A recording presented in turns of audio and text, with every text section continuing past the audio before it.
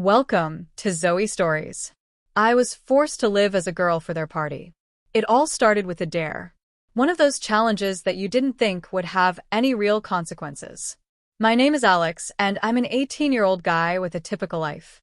I've never been the most popular kid in school, but I had a solid group of friends, and that was enough for me.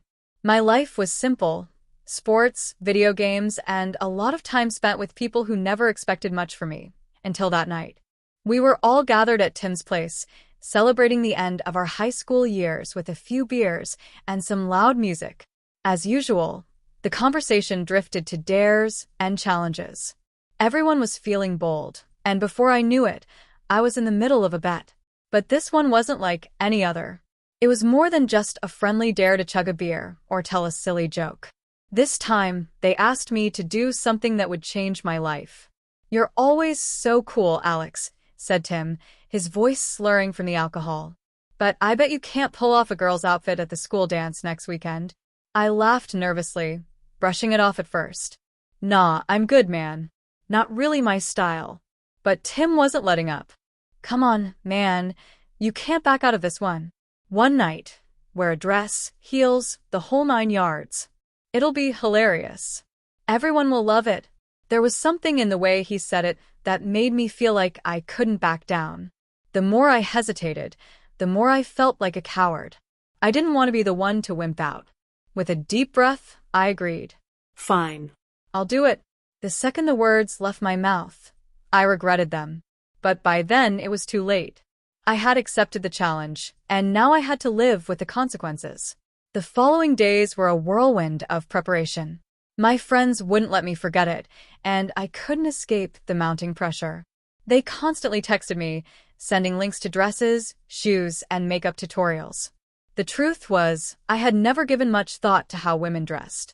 I had a vague understanding of what was considered feminine, but I had never cared about it personally. This was going to be a nightmare. I tried to avoid it at first, hoping that maybe I could back out or pretend I wasn't taking it seriously. But every time I thought about backing out, I could already hear the laughter in my mind. They'd never let me forget it, and I'd probably lose all respect from my friends. I kept telling myself it was just a joke, just a costume. I could wear it, go to the dance, laugh it off, and never have to think about it again. But deep down, I knew there was more to it than that. I'd never be able to forget the humiliation, and that terrified me. I stood in front of my mirror one evening, staring at the outfit that had been purchased for me. A tight, sparkly blue dress with a short hemline and a plunging neckline. The shoes were high heels, black, with straps that wrapped around the ankles. I had never worn anything like this before.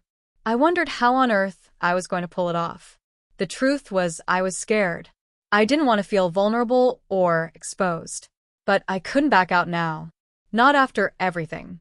The week before the dance felt like a slow, agonizing march toward my fate. My friends were constantly asking if I was ready. They made fun of me, teasing me about how hot I'd look in the dress. They didn't seem to realize just how much this was eating away at me. On the day of the dance, I felt physically sick. My stomach was in knots, and I couldn't seem to focus on anything. When I stepped out of the shower that evening, I looked at myself in the mirror, feeling completely out of place. The idea of putting on the dress was unbearable, but it was something I had no choice but to do. I started with the makeup. My friend Emily had insisted she'd help me, and when I arrived at her house, I was already dreading what was to come. I wanted to tell her to forget it, but I couldn't. Not now. She led me into the bathroom, where she began applying foundation, concealer, and eye makeup. I watched her skillfully work her magic, transforming my face. As the brush swiped across my skin, I felt increasingly self-conscious. Every stroke of makeup seemed to strip away who I was, leaving behind someone unrecognizable.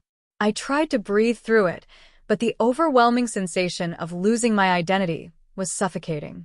"You're looking good," Emily said, stepping back to take a look at her handiwork. I tried to smile, but my face felt frozen.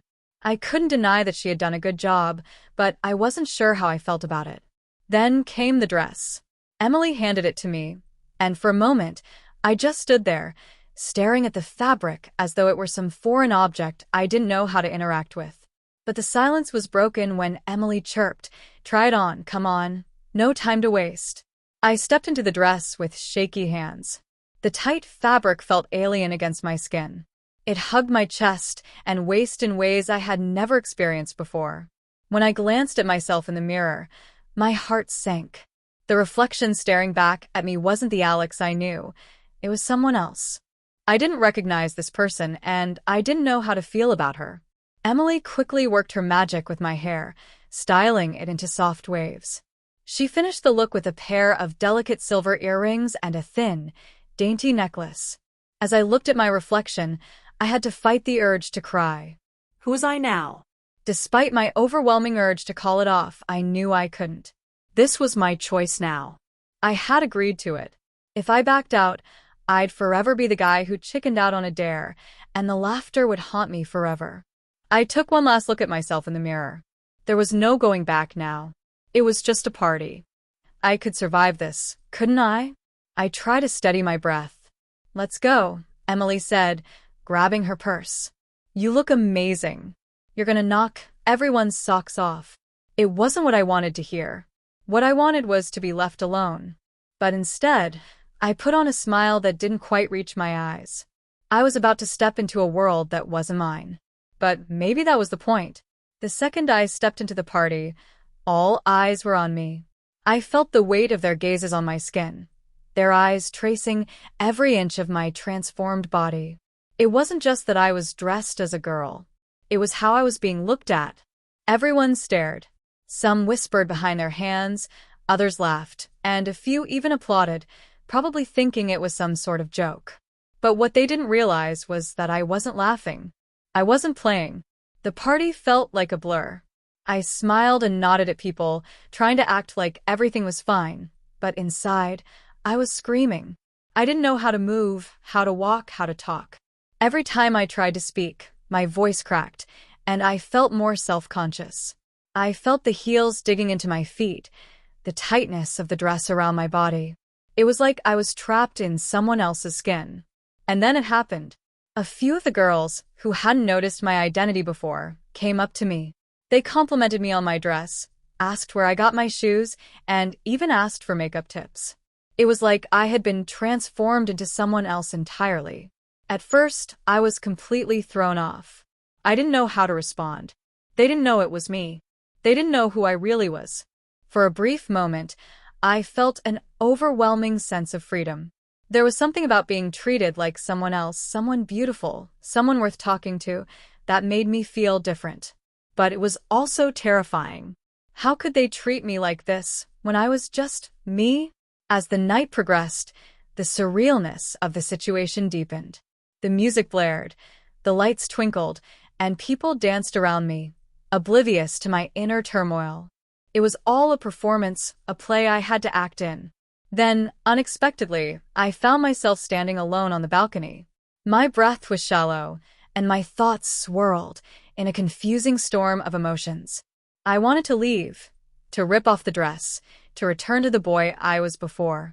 But before I could even move, someone stepped up beside me. "I never would have guessed," she said, voice soft and admiring. "You look so different, but in a good way." I turned to face her, and there was something in her gaze. Something I hadn't expected. "You don't seem so bad," she added. I thought it was all a joke, but maybe you're something else. Her words hit me harder than I anticipated. I was torn. I felt exposed. But I also felt seen in a way I never had before. By the end of the night, I had learned more about myself than I could have ever imagined. I didn't just wear a dress. I had experienced something profound. I had stepped into a role that was so foreign, yet it revealed something in me that I hadn't known existed. The girl I had become wasn't a fake version of me. She was a part of me, one I had never given myself permission to explore. And though I couldn't say I was ready to live as a girl forever, I knew this night would forever shape the way I saw myself. I wasn't just Alex anymore. I was someone more complex, someone who was allowed to question who they really were. Thank you for joining us on another captivating journey through Zoe's stories. Remember to hit that subscribe button and turn on notifications so you never miss a tale. Until next time, keep exploring, keep imagining, and keep believing in the magic of storytelling. See you in the next chapter.